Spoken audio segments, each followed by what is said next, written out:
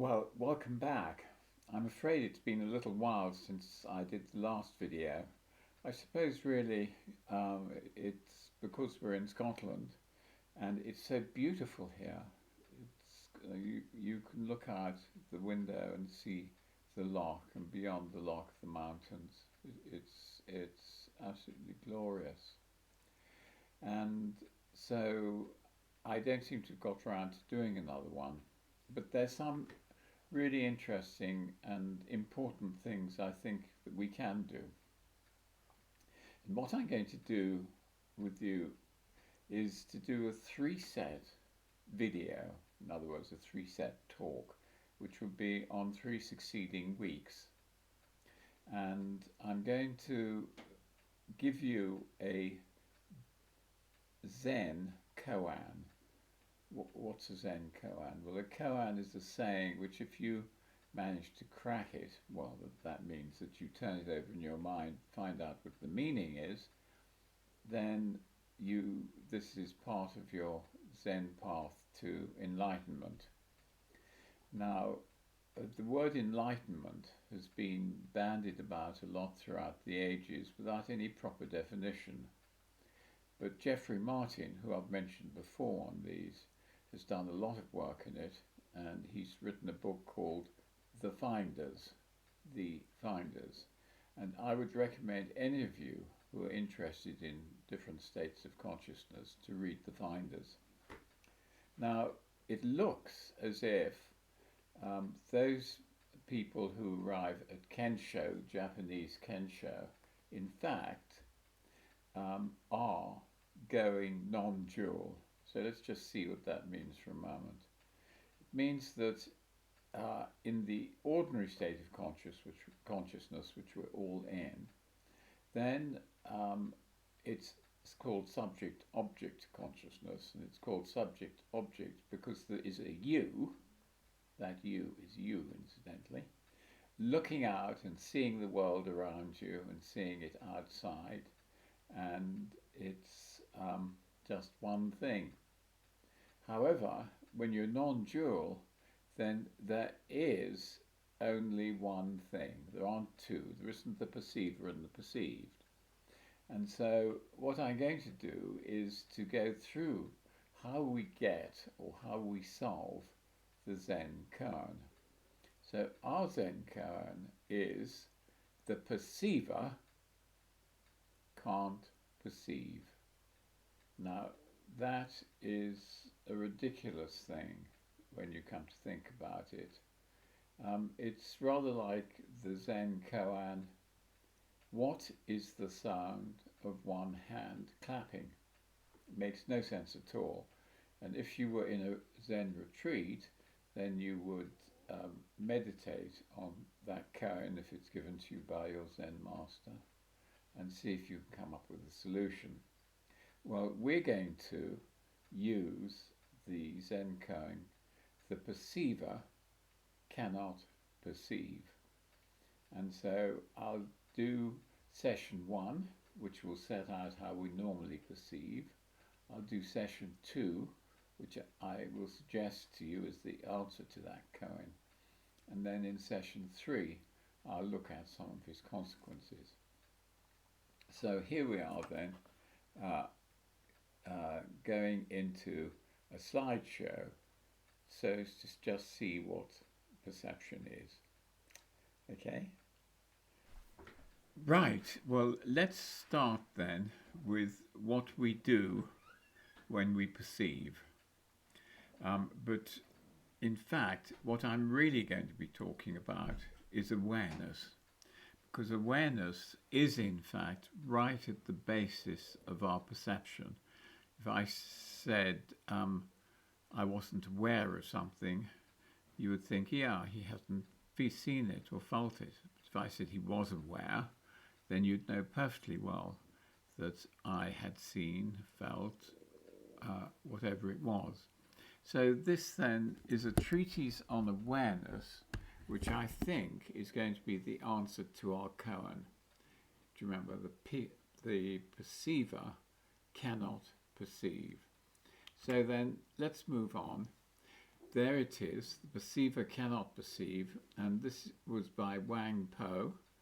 Wang Po is a very, very famous Zen master. I think he's about 1300, but I'd have to check that. So this is from Wang Po, the perceiver cannot perceive, and that's your koan. Now I'm going to show you what science says perceiving is. So let's look at that, and then you will have to decide what Wang Po means when he says the perceiver cannot perceive, and then we'll go into phase 2. Well, here you are.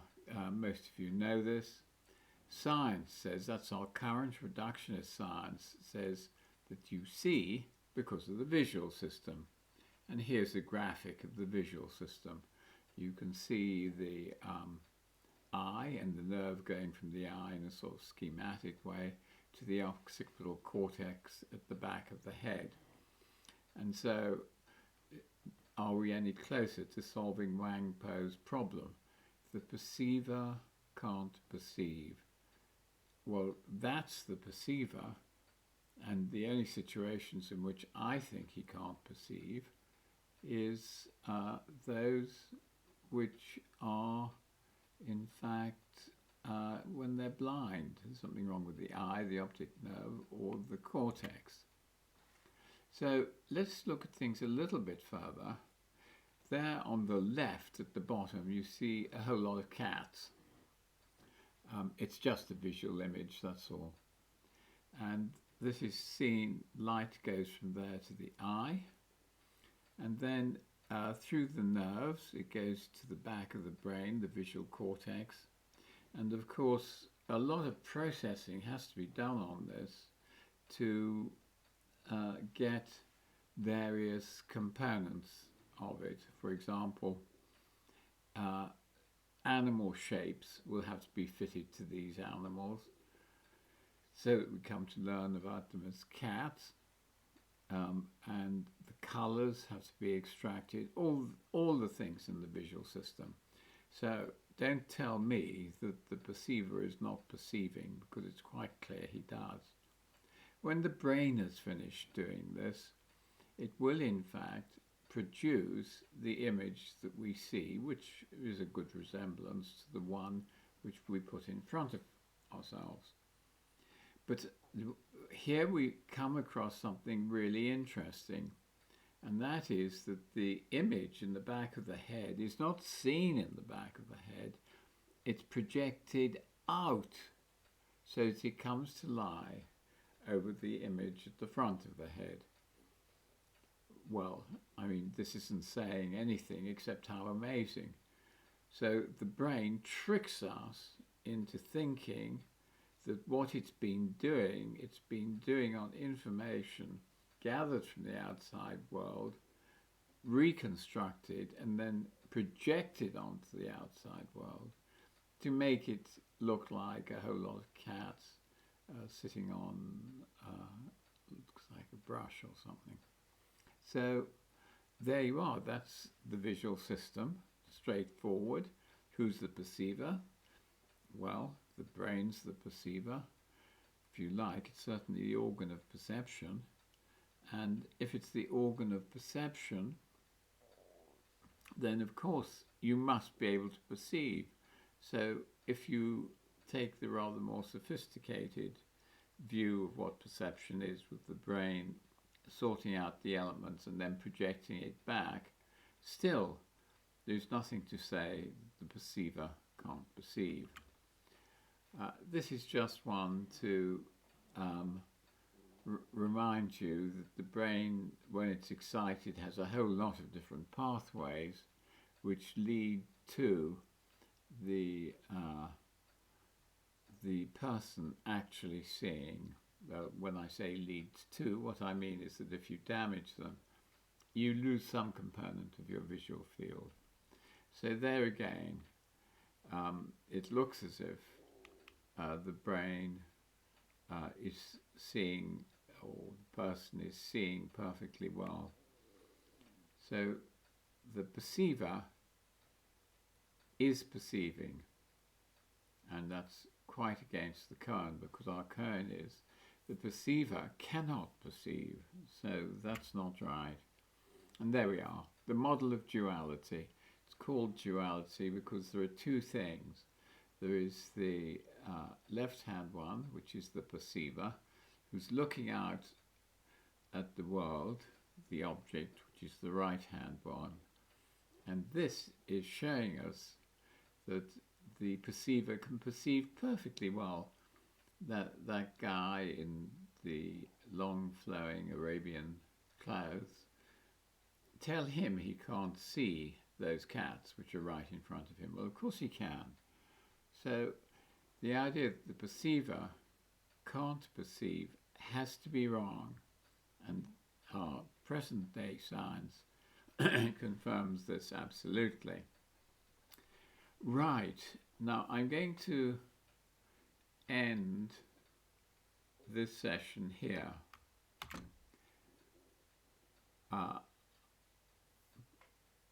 Because it's come to the end of the first half. You see, the perceiver sees themselves as separate from what's outside, and the thoughts and perceptions are centered in the ego, thoughts and feelings. So this ego of ours has a lot of thoughts and a lot of feelings, but also do note it has time past, time present, and future time. So all the times are there, and this ego tells us the stories that we have all the time about ourselves and about what we've achieved and what we're going to achieve, and all the terrible things, all the nice things that we've done in the past. So time, the full panoply of time, is stretched out before us. Now, the disadvantage of subject-object consciousness, or non-duality, is that tied up with the story that we tell is the lead to suffering. Because, let us think, you go to work and you've got a memory of yourself going to work. As you go in through the door, your boss comes up to you and says, clear your desk, because we've decided to support you, decided that you have to leave, and so we want you to do this today, immediately. And the boss will say, you'll hear from finance for the balance of your work this week. And that is awful. That's suffering. And you suffer like this because you've got your life tied up with a story.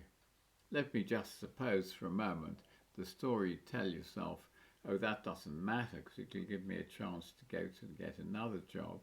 If you told yourself that story, then you wouldn't suffer. But usually we choose ourselves a negative story. So there we are then. You now have set out before you the whole koan.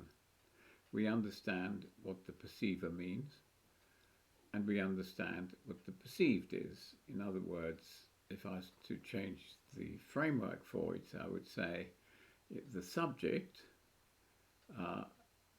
can't perceive the object. Well, that's ridiculous with our current science and understanding, but that's the koan.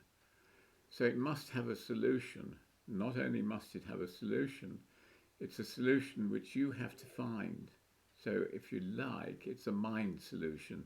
Now he's going to get you to go out to a very famous laboratory and do experiments on perception. That's not going to help, because you'll be using the wrong sort of science. You'll be using classical science, and I'm going to suggest to you later that if we are going to apply science to this koan, then it's going to be quantum mechanics, but that's to come. So we'll end it here today. You've got a whole week to think about what they mean, what Wang Po meant when he said the perceiver can't perceive. That's your task for the day. And so you can all imagine that you're on a Zen retreat and you're turning this over in your mind and saying, it's ridiculous. The perceiver can't perceive. I know it's ridiculous. Um, but that's not the answer, of course. You can't go to your Zen master in a week's time and say it's ridiculous. I mean, you can, and he would just send you back again to meditate a little bit further on it. So think about it, and that'll be great fun. And then we will go into the first stage of the explanation, which I'll give you the explanation that I think is correct. And then secondly, we'll get the consequences of the second explanation when I tell you a little bit more about the mind. Okay, so have a nice week, and I'll see you then next week for the second part of the question, the perceiver can't perceive. Okay, thanks very much.